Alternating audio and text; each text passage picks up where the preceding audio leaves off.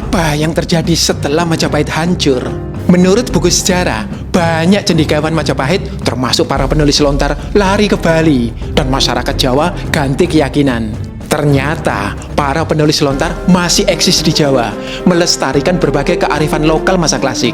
Dan yang mengejutkan, bahkan ada lontar yang Islami. Oke teman-teman, dalam Daya Budaya kali ini kita akan berbincang dengan seseorang yang lama menyambangi tempat pertahanan terakhir para Rakawi Jawa dari gerusan zaman di Merapi Merbabu dan menelisik kemana lontar-lontar itu sekarang. Yuk.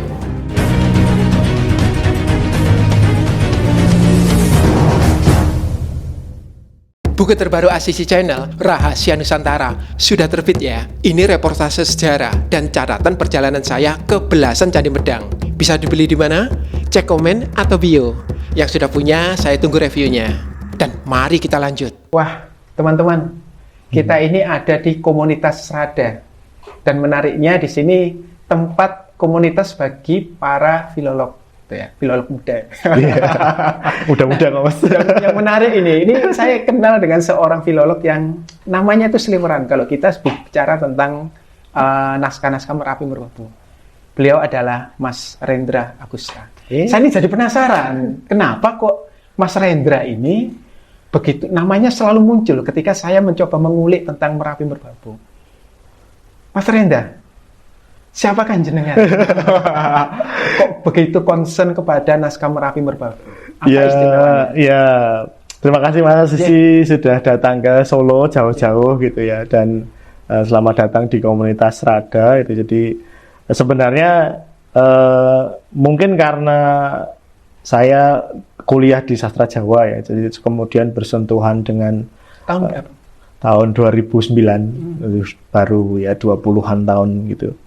20 tahun kayaknya gitu. Terus secara khusus fokus pada filologi dan sebenarnya dulu nggak mengambil naskah-naskah Merbabu sebenarnya.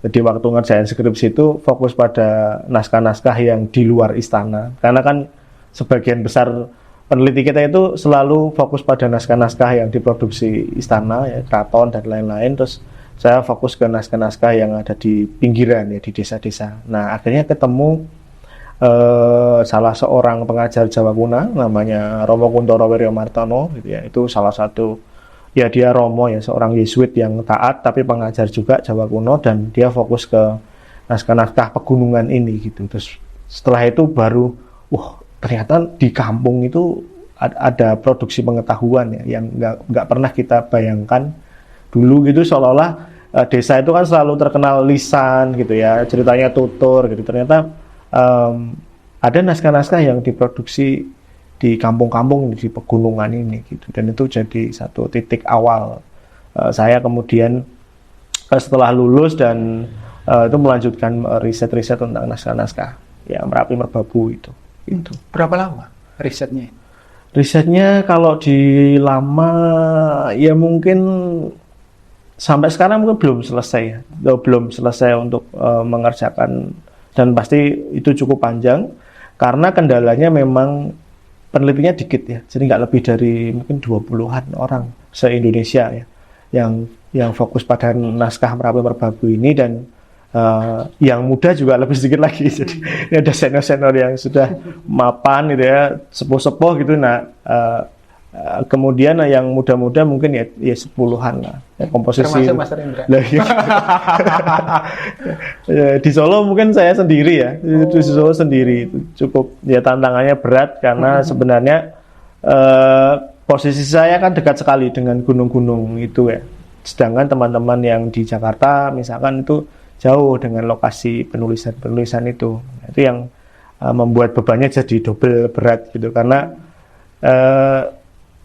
ya mungkin itu jadi trigger untuk gimana caranya pengetahuan yang jadi skripsi, jadi riset itu kembali ke gunung-gunung itu gitu. Nah itu yang jadi concernnya komunitas ini sebenarnya. Dulu ketika berarti komunitas ini memang salah satunya concern ke Merapi Merbabu. Iya, jadi memang fokus ke kajiannya Jawa kuno dan Jawa Tengahan, kemudian klasik awal-awal sampai Kartosuro, karena memang tahun 2016 ya, itu waktu berdirinya komunitas ini peneliti naskah Merapi Merbabu itu kecil sekali, nggak seramai sekarang. Jadi pada waktu itu cuma ya di bawah 10 lah yang kemudian Romo Kuntoro wafat, Ibu Kartika wafat. Nah itu pendekar-pendekar Merapi Merbabu kan yang jadi guru-guru kami.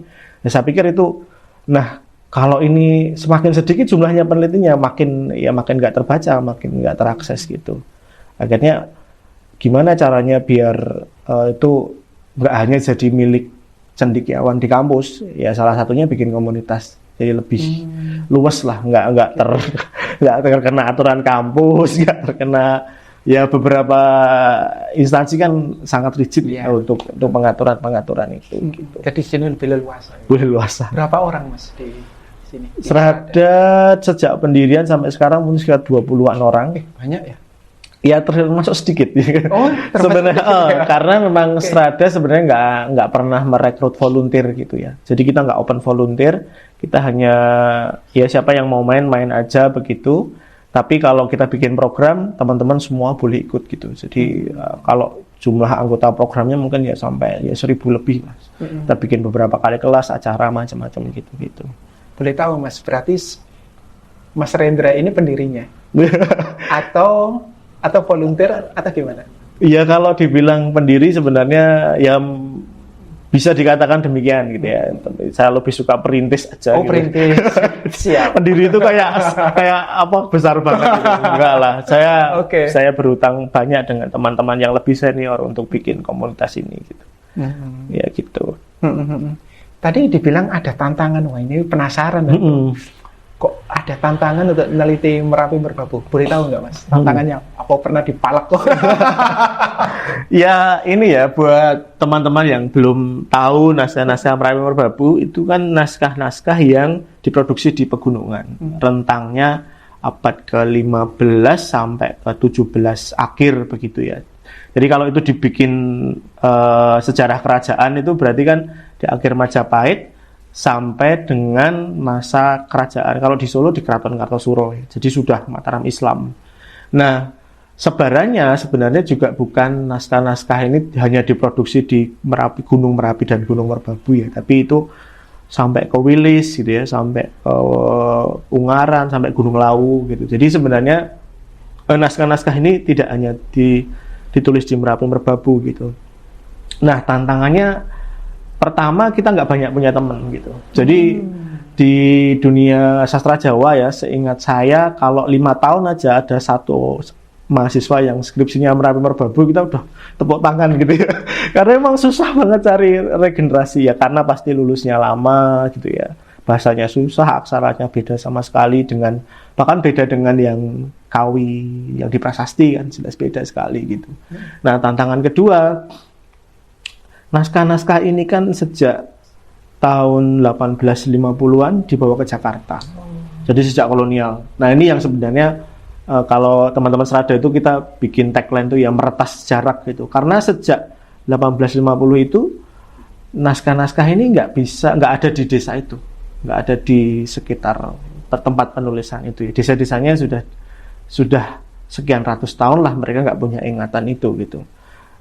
Karena naskah ini ada di Jakarta, kemudian dibawa ke beberapa negara ya, di Belanda, di Jerman, kemudian ada di Perancis, ada temuan terakhir itu ada di Inggris gitu. Ya sebagai manusia Indonesia kan susah ya mengakses, apalagi saya membayangkan masyarakat di pedesaan, siapa sih yang dalam seumur hidupnya pernah ke Perpusnas gitu ya. Itu kan bisa dihitung lah dengan jari gitu ya. Akhirnya itu jadi tantangan tersendiri. Sebenarnya kalau kita lihat lontar Merapi Merbabu dalam penelitian Mas Rendra, dalam pandangan Mas Rendra, janjane keistimewaannya apa toh? Kok sampai sebegitu istimewanya dan jenengan itu begitu memperhatikan itu kayak gitu loh. Aksaranya apa mungkin atau rata-rata isinya apa? Ya saya sependapat dengan Bu Kartika ya. Jadi dia bilang bahwa kesastraan dari naskah-naskah Merapi Merbabu itu jadi mata rantai yang terputus itu, dianggap terputus dari Jawa Kuna ke Jawa Baru. Sebenarnya penyambungnya dari naskah-naskah Merapi Merbabu itu. Jadi dari aksara Kawi yang dia standar, gaya yang di prasasti era Medang, kemudian kita nemu aksara Jawa baru pertama kali, ya di naskah-naskah Merbabu gitu. Di abad ke-15an gitu ya. Kita nemu aksara serapan Pegon yang tua, selain di Musaf-Musaf abad ke-17, ya kita di naskah-naskah Merbabu itu. Jadi itu penyimpan bahwa di dalam satu naskah kita menemukan ada dua aksara gitu, aksara Kawi dan aksara Jawa Baru di gitu. Dalam satu naskah gitu, di dalam satu lembar gitu. Nah itu bukti yang kuat gitu bahwa ada banyak temuan-temuan gitu yang mengkonfirmasi gitu bahwa memang benar ini mata rantai penyambung dari Jawa Kuna ke dalam Jawa Baru gitu. Dan itu dikonfirmasi secara historis. Ada naskah Arjuna Wiwaha ya tentang cerita Arjuna yang dinikahkan oleh raja oleh dewa setelah mengalahkan raja raksasa itu. Di kolofonnya itu tertulis bahwa ada abdi dalem namanya Brojo Kapono itu diperintahkan oleh raja memesan pengetahuan itu dari gunung.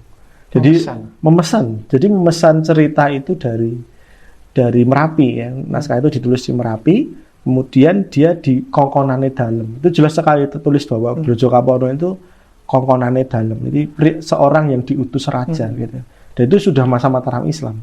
Nah itu jelas sekali bahwa dulu orang-orang di Mataram Islam atau dataran bawah itu juga berkorelasi dengan masyarakat di pegunungan ya. Bahkan memesan ya satu karya pengetahuan itu. Wow. Termasuk obat-obatan. Karena orang-orang pegunungan kan yang punya pohonnya, yang punya banyak kebun, yang punya pengetahuan tentang hewan-hewan yang dibutuhkan ya untuk obat-obatan itu gitu.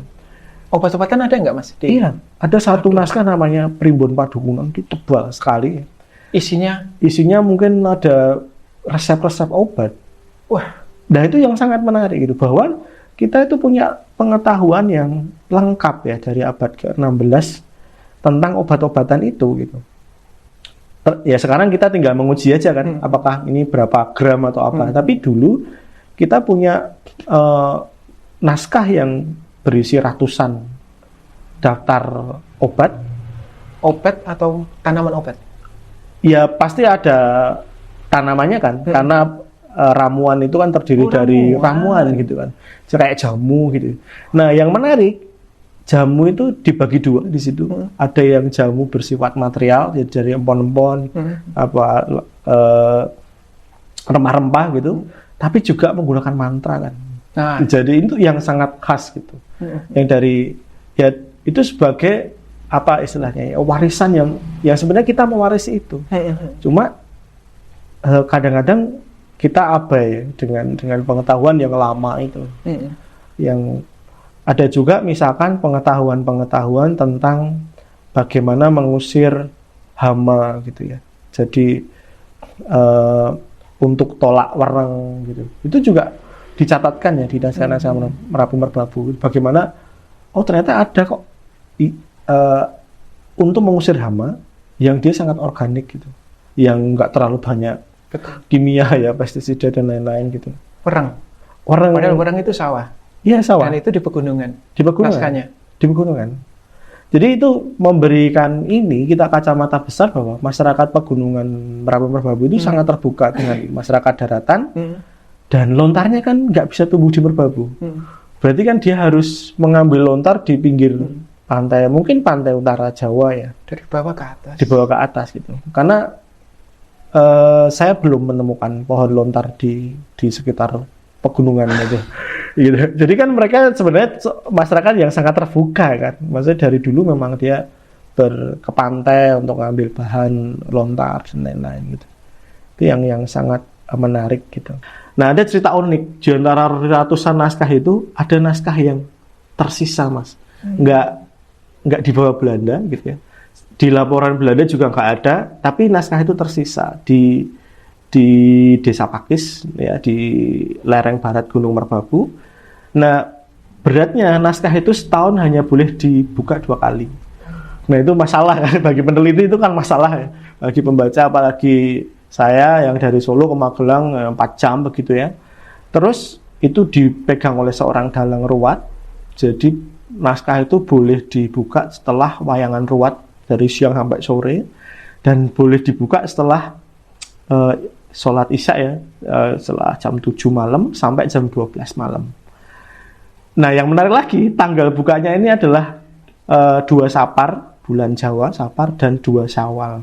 Masa sih bisa bayangin kalau 2 Syawal ya, itu berarti tantangannya kamu pilih neliti naskah merbabu atau dicoret dari kakak. Dicoret dari kakak kan, karena 2 Syawal di kampung saya kan halal bihalal gitu ya, ya sowan-sowan gitu, lebaran rame-rame gitu ya. Nah, itu jadi tantangan tersendiri gitu. Nah, itu yang menyulitkan. Bahkan untuk satu naskah yang terakhir itu, naskah ini kemudian dulu pernah diriset oleh senior kami ya, Pak Ribut Darmosutopo di UGM itu tahun 70-an gitu ya. Tapi nggak pernah selesai, kemudian ada berita lagi gitu, terus sampai tahun 2006 waktu saya suka naik gunung gitu. Nah, kemudian dalangnya itu meninggal, Mas. Jadi kalau dalangnya meninggal, itu naskah itu nggak boleh dibuka. Jadi kita sekitar 4,5 tahun saya nggak bisa buka naskah itu karena dalangnya meninggal dan belum ada ganti dalang lagi gitu. Nah, itu yang juga jadi tantangan gitu ya.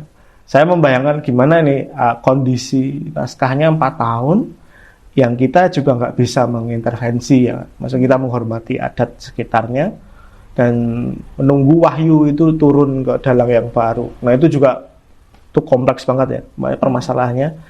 Dan ternyata benar, Mas, ketika ada dalang baru itu naskahnya udah jadi satu, berjamur, lembab gitu. Nah, itu yang jadi ada 2 tahun setelah ada dalang baru itu kita hanya fokus untuk membersihkan aja gitu, membersihkan, terus diangin-anginkan, kita bawa kipas sendiri, kita bawa minyak kemiri sendiri gitu ya kesana, karena mereka memang nggak tahu cara merawat lontar itu gitu. Nah, itu tantangannya. Baru tahun kemarin saya mulai baca kontennya gitu, karena memang nggak bisa dibaca setiap waktu, nggak boleh dipotret sembarangan juga begitu. Ada ritual-ritual yang Sebenarnya isinya apa sih?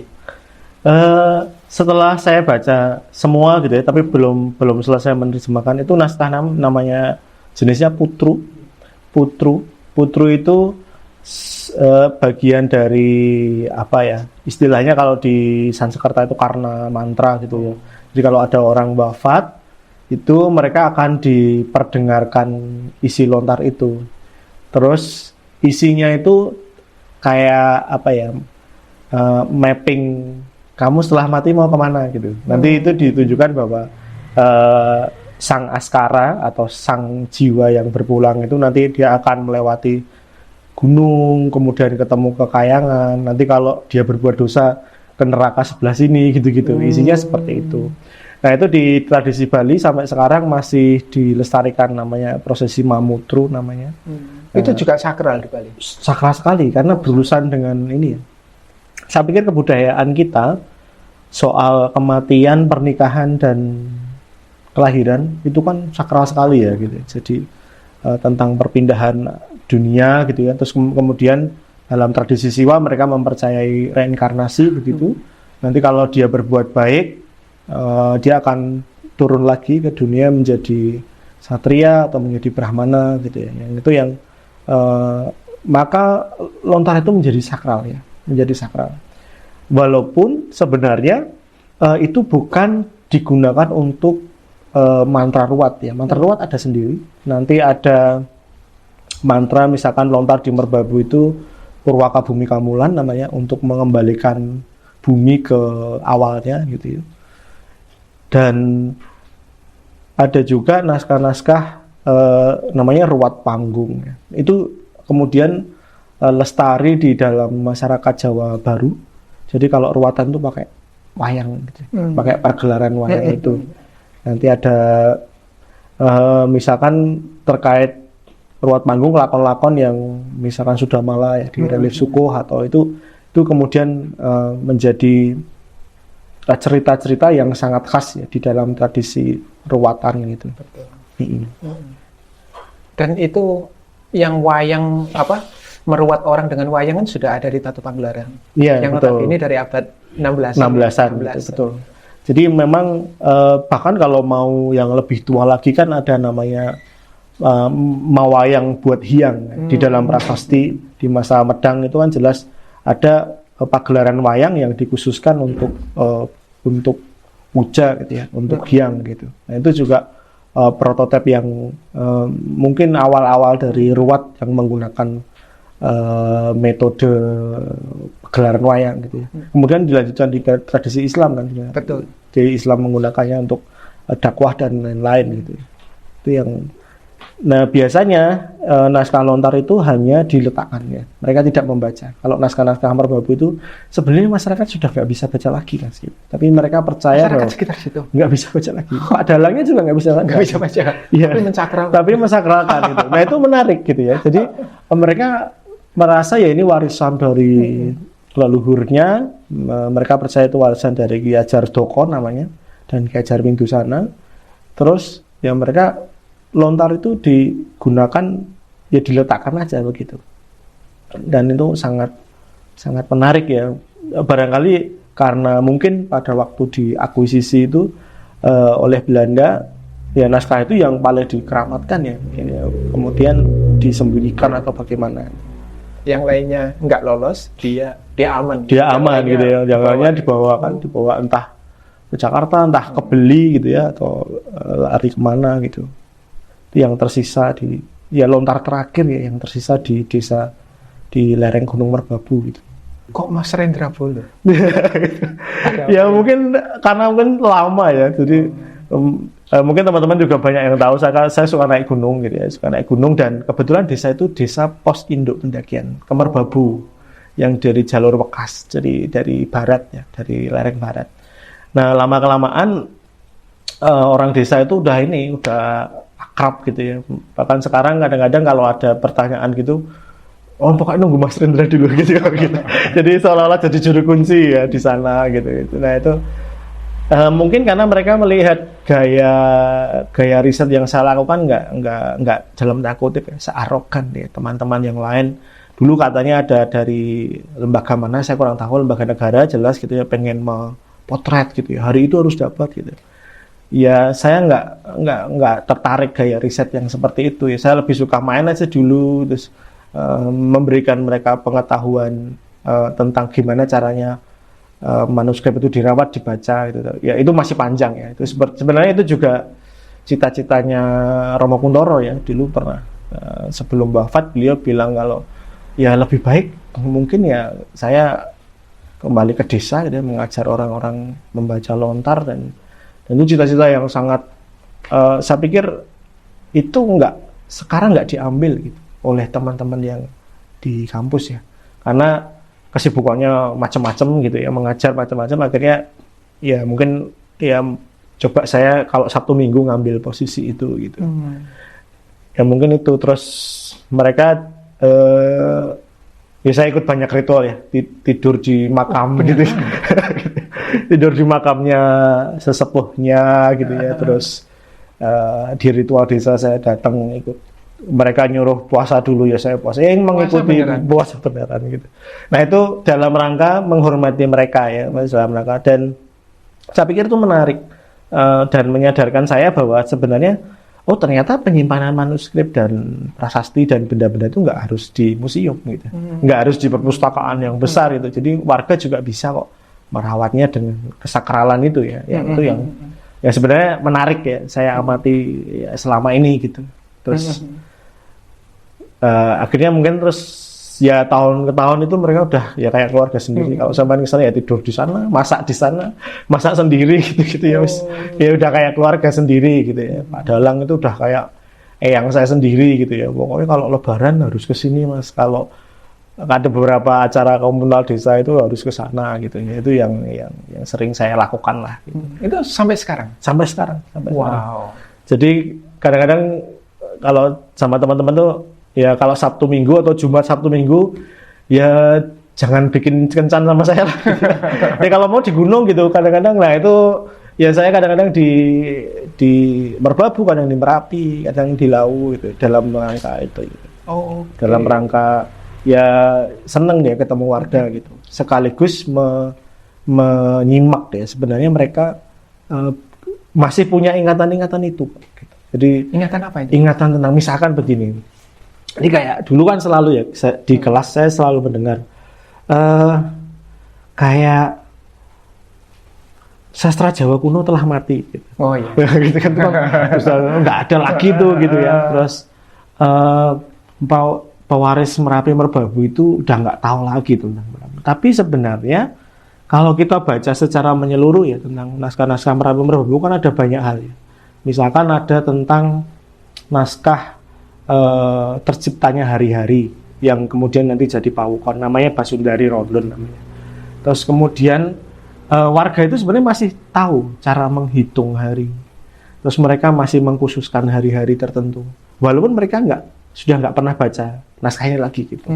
Nah saya membayangkan sebenarnya mereka itu masih punya ingatan-ingatan masa lalu itu gitu. Kayak kalau pas bulan purnama di bulan tertentu mereka naik gunung gitu ya untuk memberikan sesaji begitu. Nah itu hal-hal yang sebenarnya menjadi keseharian yang tertulis di naskah-naskah Merapi Merbabu itu. Kita di sekolah itu sering diceritakan bahwa setelah masa klasik kemudian hilang budaya itu, kemudian orang nggak menulis lontar lagi, kemudian para penulis lontar lari ke Bali, kan gitu.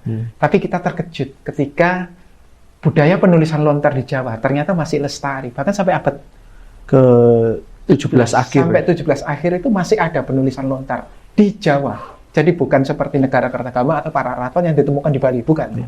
Jadi benar-benar dilakukan oleh orang Jawa dan di Jawa.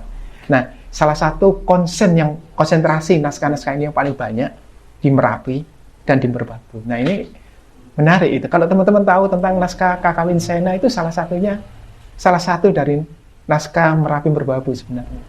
Betul. Nah, itu benar nggak sih Mas? Mitos tentang bahwa kita ini ada setelah terputusnya masa klasik, kemudian lari semuanya pujaga-pujaga kita ke Bali kan gitu. Ya sebenarnya enggak ya. Maksudnya itu pun juga kadang-kadang saya mikir kenapa konsentrasi skriptorium ada di Merapi Merbabu gitu. Ya itu karena kita dulu pernah punya Borobudur dan Prambanan. Jadi orang berpikir kalau ibu kota Medang itu pindah ke Jawa Timur, seolah-olah di Jawa Tengah tidak ada apa-apa gitu. Atau pusat ibu kota Majapahit di Jawa Timur, di Medang di sekitar Merapi Merbabu nggak ada apa-apa. Itu sebenarnya kelanjutan aja kan, kelanjutan dari masa lampau gitu ya. Dan juga ketika kita bicara tentang ketika Jawa kuno itu hancur gitu ya, Majapahit runtuh, apakah pujangga-pujangga itu tiba-tiba langsung boyongan gitu? Enggak, saya pikir enggak lah gitu ya. Jadi itu terbukti di naskah-naskah Merapi Merbabu. Jadi sebenarnya mereka bahkan ya sampai di Mataram Islam ada beberapa arsip yang saya baca itu ada posisi namanya abdi dalam kabudan. Dan diterangkan bahwa naskah di arsip itu bahwa abdi dalam kabudan ini bertugas untuk mempelajari ilmu-ilmu kabudan dalam tanda kutip pra-Islam gitu ya. Jadi sampai masa Mataram Islam posisi mereka tetap diberi tempat oleh yang negaranya sudah secara konstitusi sudah negara Islam, tetapi di gunung-gunung itu masih ada abdi dalam kabudan. Itu sampai masa Kartosuro. Itu dating tahunnya sampai 1740-an. 17 abad 18. Abad 18 gitu. Tapi pertanyaan yang mengganggu saya adalah ketika kita mengatakan bahwa penulisan itu masih ada, apakah ini masih ada garis dengan masa klasik? Karena kalau kita melihat Nun Sewu Mas ya, kita melihat Babat Tanah Jawi katakanlah sebegitu tersesatnya tanda petik ya dalam mereka menginterpretasikan tentang masa klasik itu seperti apa, raja-rajanya, geonologinya. Nah, kenapa kok bisa ada keterputusan dalam sastra-sastra masa Jawa Baru, serat-serat itu dibanding katakanlah Merapi Merbabu? Jika memang Merapi Merbabu ini menjadi jembatan, harusnya kan smooth aja. Ingatan itu harusnya masih dimiliki para penjaga keraton. Kenapa kok ada keterputusan? Ya, itu ada banyak varian ya sebenarnya. Kalau ya yang pertama jelas naskah-naskah Merapi Merbabu yang bersifat historis sedikit sekali. Jadi kita belum nemu negara Kertagama karena belum terbaca semua ya. Belum nemu lempiran yang dia sempilan dari para raton misalkan yang berbau historis. Dugaan saya sebenarnya naskah-naskah Merapi Merbabu itu diproduksi oleh kaum agamawan. Jadi produksinya Ya kitab-kitab terkait dengan siwa istik ya, atau siwa Buddha atau awal Islam. Jadi ada naskah-naskah yang juga sudah memberi bernafaskan keislaman ya. Gitu. Nah, variabel kedua, pujangga ini kan punya kepentingan, gitu. Jadi kalau dari dalam paradigma cultural studies itu kan kita harus curiga gitu. Kenapa pujangga menuliskan sesuatu itu kok enggak sama persis seperti apa yang tertulis di negara Kertagama atau prasasti-prasasti pendukungnya. Walaupun di Merapi Merbabu kan ada prasasti in situ ya, banyak gitu ya. Ada yang nyebut nama, ada patapan-patapan yang disebut namanya begitu. Tetapi lagi-lagi si pujangga ini kan punya pilihan ya untuk menuliskan sesuatu. Untuk kepentingan atau? Untuk kepentingan praktis yang saya lihat di dalam tradisi Mataram Islam, dia berusaha membuat narasi Islamisasi begitu ya, atau narasi baru bahwa rajanya ini memang raja baru gitu ya, yang memiliki kekuasaan baru gitu. Yang ketiga, Merapi Merbabu jauh dari pusat, dari pusat kerajaan, Mas. Kita juga misalkan Majapahit terakhir dugaannya terakhir di Kediri atau di Mojokerto misalkan, itu jauh secara rentang spasial aja jauh gitu ya. Mereka untuk mengerti siapa, bagaimana yang terjadi di kerajaan itu sangat jauh. Walaupun di kolofon naskah-naskah Merapi Merbabu dia juga ada catatan-catatan pinggir, misalkan peristiwa di masa Amangkurat I tahun 1677 gitu. Atau misalkan peristiwa-peristiwa kesejarahan yang sudah di masa Mataram Islam gitu. Karena itu dekat kan. Jadi dari Merbabu ke Pleret, dari Merbabu ke Kartosuro dekat sekali gitu ya. Enggak terlalu jauh ya. Mereka tahu ya masalah-masalah yang di pusat negara baru ini. Tapi ketika kita ngomongin Majapahit kecil gitu. Walaupun naskah-naskah Merapi Merbabu beberapa ada yang menyebutkan tokoh gitu ya. Misalkan Kidung Surajaya itu menyebutkan ada tokoh yang pelarian dari Majapahit. Dari Maospahit gitu.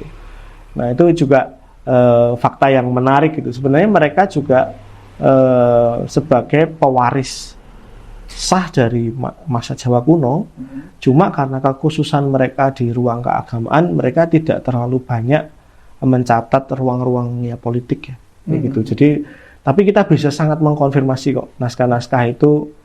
Misalkan Arjuna Wiwaha yang diteliti oleh Romo Kuntoro itu ya jelas kok dia masih kolofonnya masih ya digunakan untuk propagandanya Airlangga gitu ya, atau misalkan Ramayana ya di Jawa kuno atau Candakarana, naskah-naskah tua itu semua tersimpan di Merapi Merbabu. Dan itu juga mengejutkan kita bahwa naskah-naskah yang di Bali, di Lombok kadang-kadang usianya lebih muda. Ya, sebagian besar malah lebih muda dibandingkan naskah-naskah ini. Naskah-naskah Merapi Merbabu dan naskah-naskah di Jawa Barat ya, di Cikuray, di Salak. Jadi sebenarnya itu naskah-naskah pegunungan itu punya dating tahun yang cukup tua ya. Bahkan ada yang sampai abad 15. Temuan terakhir naskah-naskah Merapi Merbabu itu di angka 14-15 Saka. Berarti kan Majapahit masih hidup, naskahnya ditulis. Dan itu naskah tertua berbahasa Jawa kuno, beraksara Jawa kuno yang kita punya itu dari naskah-naskah Merapi Merbabu. Oke. Yang di Jawa maksudnya? Yang di Jawa gitu. Itu yang ya cukup mengejutkan gitu, yang dulu dipinggirkan gitu ternyata jadi kunci banyak hal gitu. Betul. Dan kata-kata Mas Rendra ini menjungkir balikkan pemikiran orang. Iya, bahwa teori umum bahwa seolah-olah saya lupa ya, kalau nggak Pak Purwocaroko itu pernah bilang bahwa kita berhutang pada Bali ya, soal Jawa kuno. Ya memang dulu konsentrasinya ya ke Gedong Tirtia gitu ya. Belum banyak yang meneliti naskah-naskah Merapi Merbabu itu. Tapi setelah tahun 70-an ya, setelah Pak Willem itu menyentuh naskah ini ya, Kunjarakarna, ya semua terus tiba-tiba ternyata ini lebih tua ya. Dating tahunnya banyak yang lebih tua. Secara sengkalan maupun secara bukti material kan. Sekarang di arkeologi kan juga udah mudah ya untuk ngecek asal organik aja gitu kan, tahu dia dating tahunnya berapa gitu. Menarik bahwa ada lontar ditulis di Jawa oleh orang Jawa. Gitu. Jarang sekali kita punya pemikiran seperti Iya, itu. gitu. Ya. Kebanyakan dari Bali, gitu, dari Lombok. Dari seperti Lombok itu. gitu. Mas, saya ini masih tergelitik satu pertanyaan lagi, gitu ya. Tadi kan Mas Rendra mengatakan ada yang terpengaruh Islam. Wah, ini berarti kalau kita tarik dengan bahasa-bahasa yang lebih vulgar ya, ada lontar Islam. Waduh, beneran nggak Mas itu? Ya beneran. Oh, gitu. beneran ya? Iya gitu. Makanya kadang-kadang kan dulu orang kagum, wah ini lontar di pesisir ada Serat Yusuf di pesisir Jawa, Jawa Timur itu kan ada Serat Yusuf banyak lontar gitu. Tapi kok kita nggak punya nemu yang lebih tua gitu. Nah, di Merbabu kita nemu kok ada 32 lontar 32. yang bernada sufistik ya. Jadi bukan yang misalkan ya jelas kita nggak menemukan Quran secara menyeluruh gitu belum ya. Nggak ada ya. Tapi misalkan ada Bismillahirrahmanirrahim, ada cerita tapal ada. Di atas lontar. Lontar beraksara Jawa kuno. Beraksara Jawa. Berbahasa Jawa kuno. Jangan lupa gitu. Nah itu berarti kan sebenarnya komunitas ini sangat terbuka ya untuk masuknya Islam pertama kali ke Jawa bagian tengah ya. Terutama di lereng utara Merbabu itu naskah-naskahnya banyak yang bersifat keislaman. Jadi Mas Rendra percaya nggak sebenarnya Islam itu masuk secara liquid, smooth, atau secara hard, keras gitu? Saya percaya kalau di lingkungan pegunungan ya, pegunungan Jawa itu sangat smooth sekali gitu ya. Kemudian menjadi hard pasti ada urusan politik pasti. Ya ada penaklukan dataran bawah di yang ngurusi pelabuhan, pajak macam-macam gitu. Gitu. Karena ya bagaimana bisa ya? Misalkan saya kasih contoh begini ya, di naskah Kidung Rumok Saya Wengi itu ada yang menyebutkan bahwa seluruh tubuh itu didiami oleh nabi-nabi ya. Di bagian mana? Mirip dengan Nabi Sis, nah, tapi kita tahu di naskah-naskah Merbabu itu ada namanya Vyaksara ya, yang dia tubuh itu sebagai kedudukan dewata. Gitu. Nah, itu yang bukti itu bahwa di dalam peralihannya sebenarnya masyarakat Jawa itu pelan-pelan banget kok. Menerima Islam itu enggak langsung memotong gitu, enggak gitu. Itu pelan-pelan sekali gitu ya. Itu yang sebenarnya kita temukan bukti-bukti nyatanya itu banyak sekali temuan-temuan yang di abad ke-16 awal gitu ya. Itu bukti-bukti Islamisasi itu ya sangat pelan gitu ya. Dan itu hanya menggantikan kosakatanya, menyerap bahasanya gitu-gitu. Nah, itu yang terjadi. Sebenarnya sangat soft sih Mas. Soft banget. Ya. Itu ada cerita naskah ini ditukar kambing. Gimana Mas ceritanya? Iya, nah itu sebenarnya teman-teman komunitas Rada itu ada teman-teman yang jadi komunitas Rada itu kan tidak hanya ngurusi tentang Jawa kuno sebenarnya, kan dia juga ngurusi naskah Jawa Baru dan isu pernaskahan secara umum gitu. Nah, kadang-kadang kalau kita main ke kampung itu kan ada macam-macam ya Mas, ada peristiwa macam-macam mulai yang mistis-mistis gitu ya, sampai yang naskahnya mau dibuang gitu ya. Dan kemarin kita ke Klaten itu ada keluarga begitu ya yang ini membongkar rumah gitu ya. Mereka pengen dibersihkan lah rumahnya itu. Jadi ada tumpukan buku gitu yang mereka anggap itu nggak berguna gitu. Nah setelah dibaca oleh salah satu teman-teman di Klaten gitu, dia bilang wah ini manuskrip ini gitu-gitu. Nah terus mau dipendam, dikubur gitu. Jadi kebiasaannya di masyarakat Jawa itu musaf-musaf yang nggak dibaca lagi itu bisa dikubur Mas.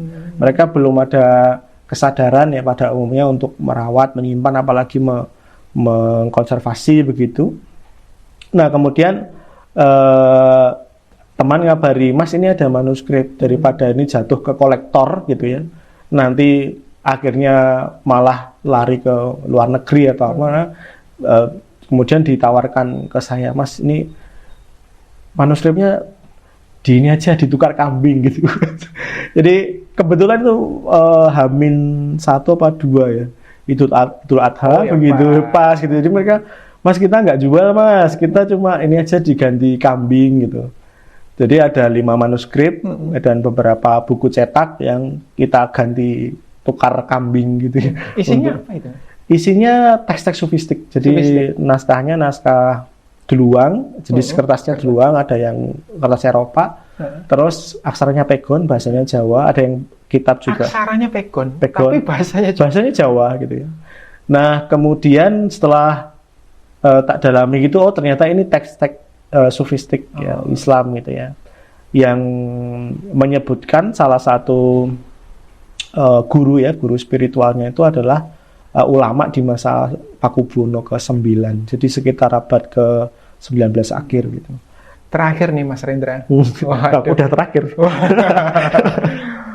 Sebagai seorang filolog muda, mimpinya apa Mas? Yang bisa di-sharing ke teman-teman. Mimpinya Mas Rendra? Ya, mimpinya teman-teman peneliti naskah itu sebenarnya kan hanya pembuka gerbang aja. Kita itu kan tugasnya secara umum gitu kan, hanya mengalih aksara, mengalih bahasa biar bahasanya lebih dipahami gitu. Nah, ada kebutuhan lain kan, setelah dialih aksara itu mau diapain gitu. Nah, itu sebenarnya butuh hubungan dua arah antara peneliti manuskrip dan bidang-bidang yang lain ya, film, foto, terus seni rupa misalkan, atau ekonomi kreatif yang kadang-kadang kita nggak mau ketemu. Kadang-kadang ya. Kadang-kadang kita tuh punya ego masing-masing gitu. Seolah-olah kita bisa mengerjakan semuanya. Enggak lah, kita nggak bisa ngerjain semua gitu. Yang kedua, masyarakat itu rindu sebenarnya dengan peneliti-peneliti yang mau naik gunung ya, bukan turun gunung.